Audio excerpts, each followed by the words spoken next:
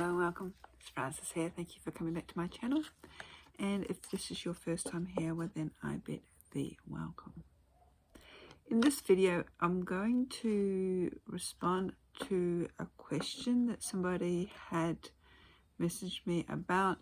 And due to the nature of the question, I thought I would just do a little video on it, just sharing my thoughts. So the question in general was in relation to deflecting negative energy directed to you by other people, which could have a tendency of being slanderous or gossipy or so not nice in that way. Now, there are a whole range of things you can do.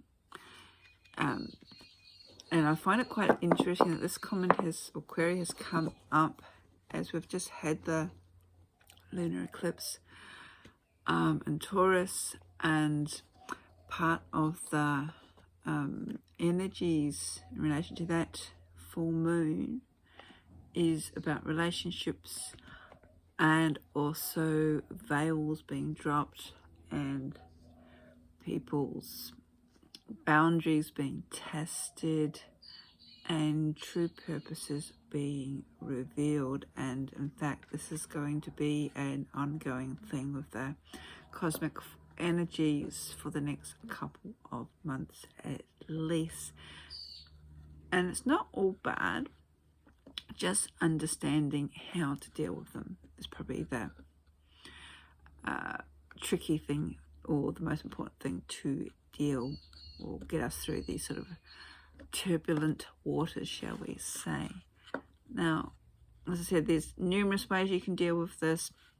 I sort of form the view that the less energy you give to gossip or negativity, the less time or amount of energy that you play into their game, they will, after a while, give up and find another target. Bullies are always going to be bullies. Doesn't matter what you do. You've got two choices. You either play into them, give them all your energy, and you're just going up with like bull's horns, Taurus seasons, horns against horns, or you just put your boundaries up, turn your back, and walk away. And that's a form of, I suppose, deflection. And it's interesting to understand how energy works and turning the other cheek. Now, I'm not just saying you don't do anything, because you can do things like protecting yourself, but it sort of limits the amount of energy of your own that you engage in with the other person. So when it comes to boundaries, as with anything, before you set up your boundaries, you sort of want to make sure that your area that you're wanting to protect is cleansed and purified first.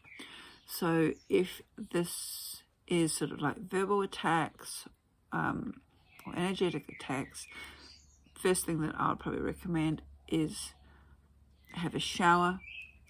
If you've got a salt scrub or some sort of body scrub your body down with it in the shower, any sort of mineral scrub, Epsom salt, something like that. Give yourself a good clean.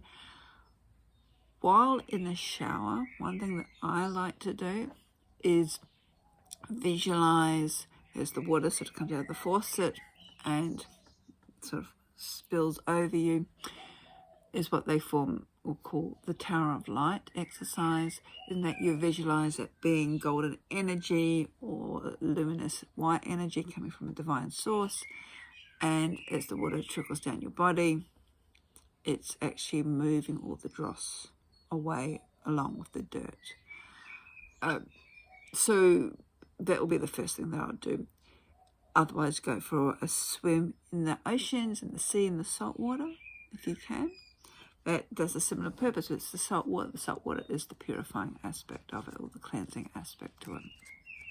Have a bath, depending on what your situation is, but I usually find a shower is sufficient. Visualizing that golden energy coming down, sort of encasing your auric field. So you're actually cleansing your physical self, and then sort of purifying it with the salt, and then encasing it in the energy and the white light that's coming down around you. And then as you dry yourself and put yourself in and dress yourself, you can go on about your day. So you've done the first step. If you want to set up wards, witches, bottles, protection, burn incense, it's entirely up to you. I do find that depending on the source of the attack, often it is said if it's jealousy, gossip, people venting. A lot of people these days don't really truly understand the power of words and how cutting they can be, especially if we have been attempting to assist them, or they expect that we drop everything for them with no respect for our own self. There seems to be an over-encroaching of boundaries these days, and also people seem to be self-entitled or believe that they're self-entitled, that their own issues are more important than somebody else's life. And when you say no, then they get upset for all manner of things. But you cannot help or affect how someone else is going to react. That is not your responsibility, that's theirs. And if they are going to turn around and be nasty when you say no, when you sort of shake your coattails, so to speak, if they expect you to drop everything because they think that they are not only the center of their own universe but yours as well, sometimes it's just called growing up, people. And you do need to look after yourself. There's the old saying, healer, heal thyself. You need to make sure that you're protected, that you're cleansed, that you're in a good spot before you can help somebody else. And in this day and age, people just like instant gratification, and they often do not think beyond their own needs and wants as to whether the person at the other end is capable, has the abilities, or maybe just going through their own shit themselves. So if you are in that situation, then, as I said, there's a whole kit and caboodle of things out there. We seem to be, when it comes to magic, a very reactionary, superstitious sort of environment at the moment. Everybody's grinding up eggshells, which I've never heard of until about 5 years ago. It comes from American folk magic or African folk magic, I'm not quite sure, but never used to be in the craft that I practice. People are throwing salt left, right and centre, which I'm going, okay. We never had a huge need for salt. We used it in our blessing waters. People making black salt out of all manner of things. Now, I'm not dismissing any of these practices. I'm quite sure they all have their purpose. But sometimes you're sort of feeding into the paranoia, into the energy, into the negativity as well.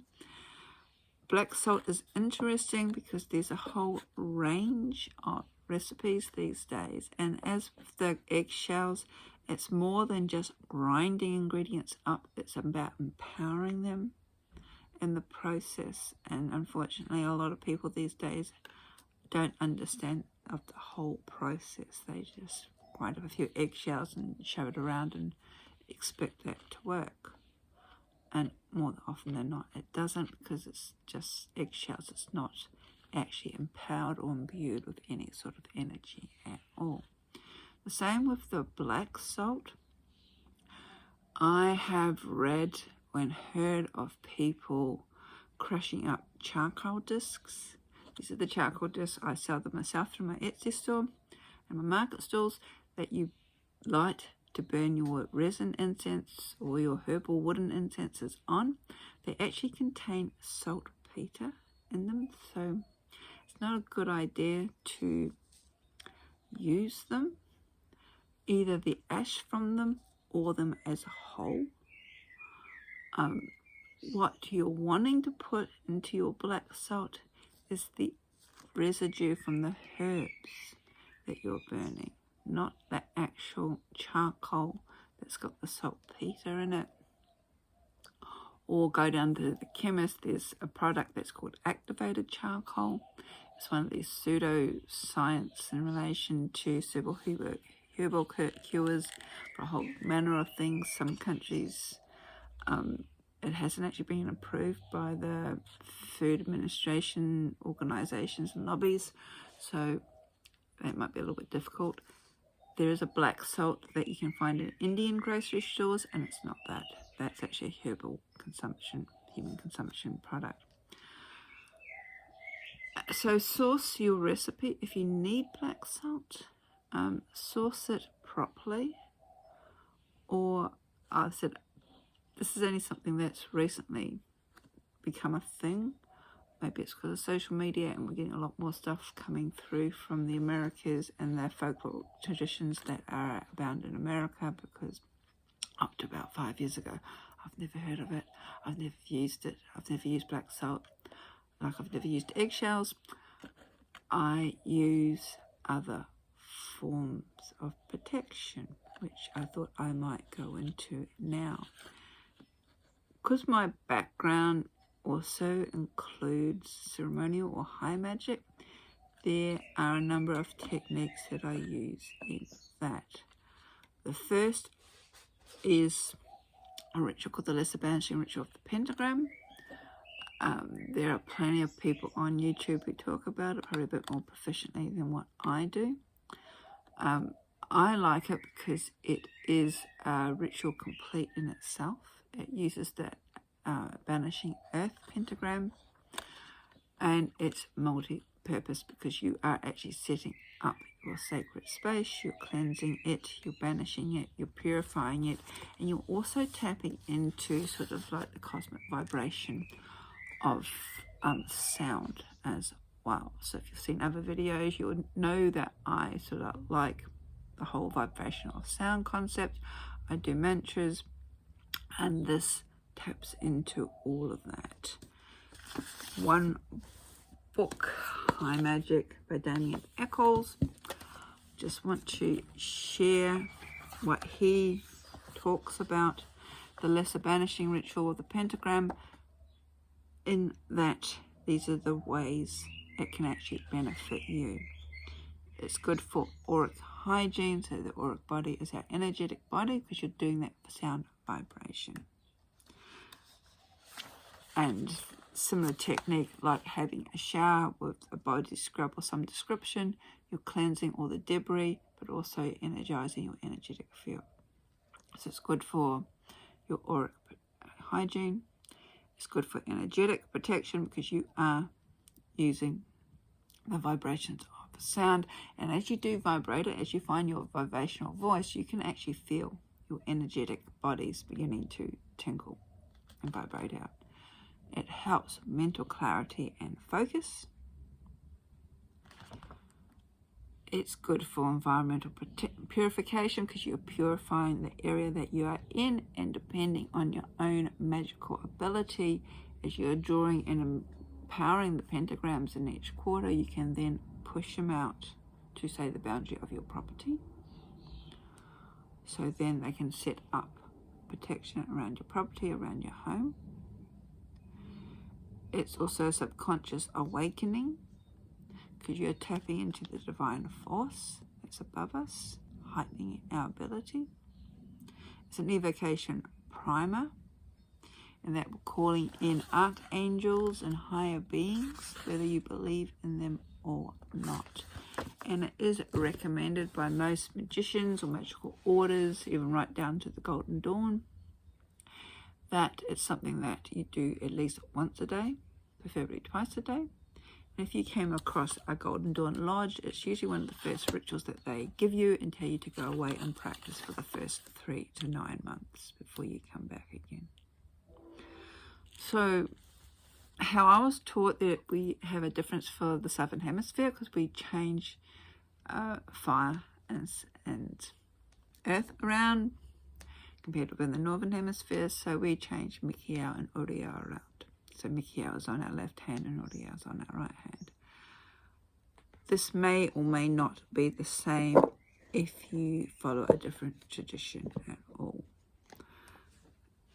Another person who talks about the lesser banishing, it's in most of the books on ceremonial magic, but this book is probably one of my first books I was recommended outside of Zoe Regardley's book on the Golden Dawn.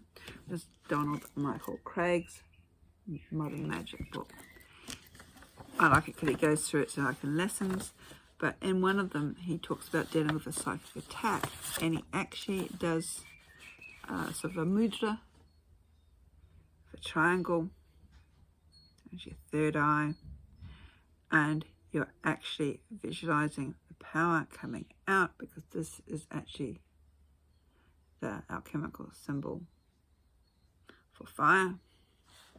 Visualize it in sort of an electric blue, and he actually calls this the triangle of manifestation, and you're visualizing it going out into the cosmos. He also has the lesser banishing ritual in his book as well. If you're more craft based and you know the people who are attacking you, yes, you can put up mirrors. I personally don't like mirrors because mirror reflects the light, and by its very nature the light can go anywhere, or the energy can go anywhere, so it's not necessarily going to sender. And I think that's important. You've got to be responsible too. If you're going to use any sorts of magic to sort of counteract, take responsibility of what you're doing as well, because you don't want it to affect, say, what we call an innocent, if that's not too charm-like. Yeah, so you don't want to sort of like, if you're going to do reflection, just be wary that, or mindful that you may actually involve other people as well. Witches' bottles is a good way. There are, again, numerous examples of witches' bottles. Traditionally, they are a bottle filled with sort of sharp metallic items, broken pins, rusty nails, various herbs, salt, again, because it's creative power. The whole purpose is sort of to jam up the energies. Then you usually urinate into the bottles, and that sort of adds a seal, your connection from women, maybe put your menstrual blood in there. Then it's sealed, usually with black wax or any sort of wax, and then buried at the front of your property somewhere. You could put up little charm bags full of full protection herbs.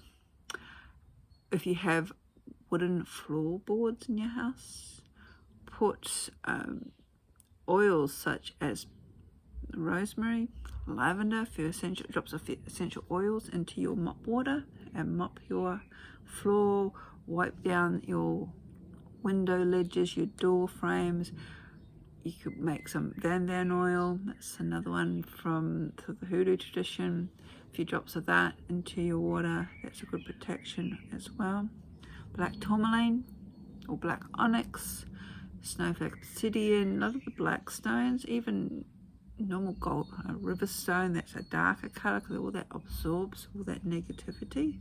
If this person is at work, have some of those maybe at your desk space. Make sure that you cleanse them regularly. Amethyst too, because that again absorbs. And then you can also program crystals. You can send them into Gregory bags with your herbal charm bags as well. And depending on the person, if you know their names, you put them in the freezer, write them, or get their business card, put them on the freezer.